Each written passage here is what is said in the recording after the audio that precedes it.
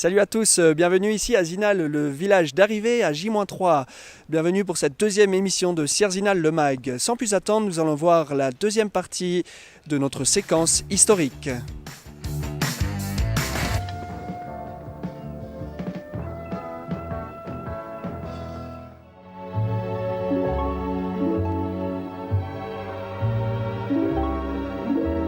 Des touristes un peu négligés jusqu'ici.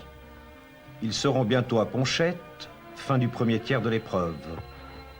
Au prix de multiples complications, les organisateurs ont choisi de les faire partir devant.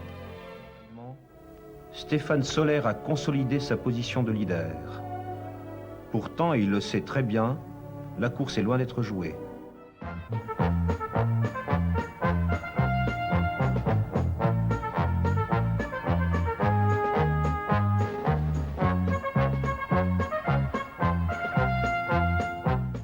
Quant à Albrecht, il s'emploie à revenir sur Smid au prix de quelques bousculades avec des touristes récalcitrants ou que le vacarme de l'hélicoptère a rendu sourd aux appels des soldats suisses requis par les organisateurs pour faciliter les dépassements. Comme vous le savez certainement, Sierzinal fait désormais partie du Golden Trail Series, un circuit regroupant les meilleures courses de montagne au monde. Pour le découvrir, voici la bande-annonce de l'événement.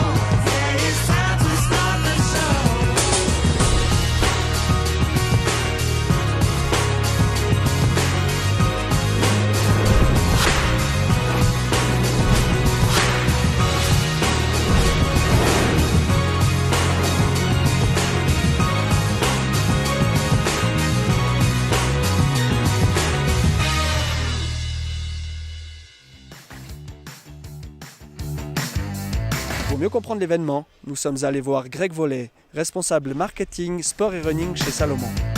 Greg Vollet, est-il possible de nous expliquer un petit peu le concept de ces Golden Trail Series ? Il y a 5 compétitions dans le monde.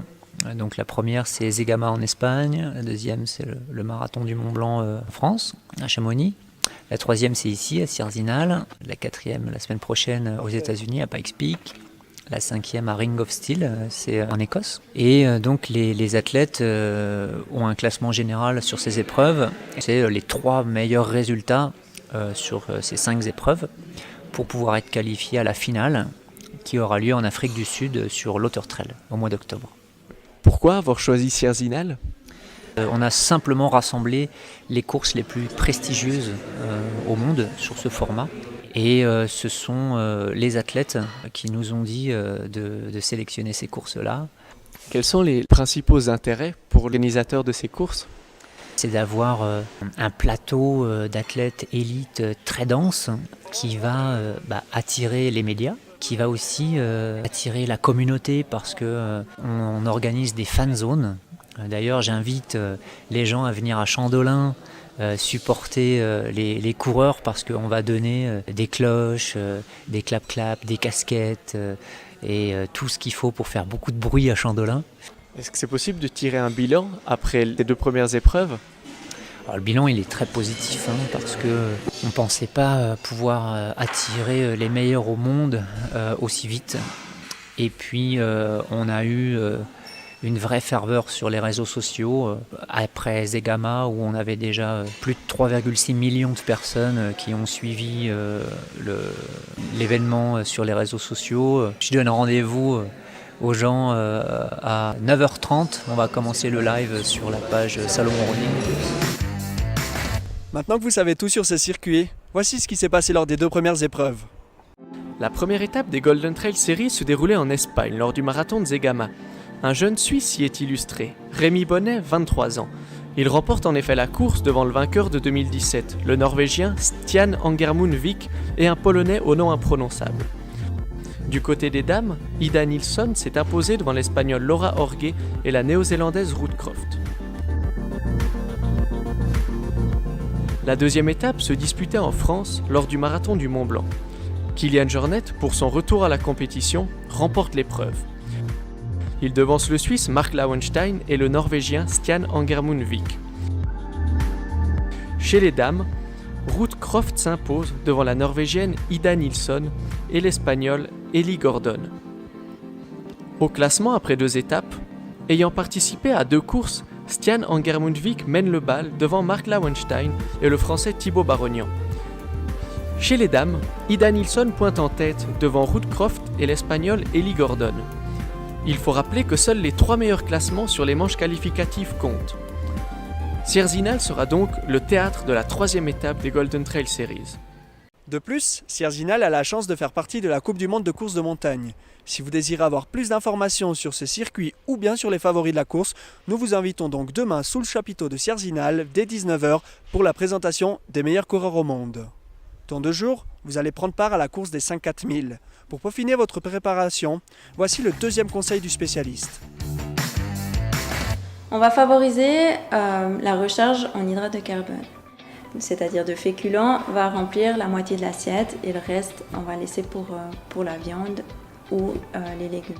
Privilégier l'hydratation aussi les jours avant. De nouveau, ça ne veut pas dire qu'on doit se gaver en eau, mais toujours veiller à bien être hydraté, à contrôler ses urines, qu'elles soient claires. C'est très important de prendre le départ avec une hydratation adéquate. Et puis, éviter certains aliments, plutôt que favoriser certains, mais plutôt éviter effectivement les aliments trop gras.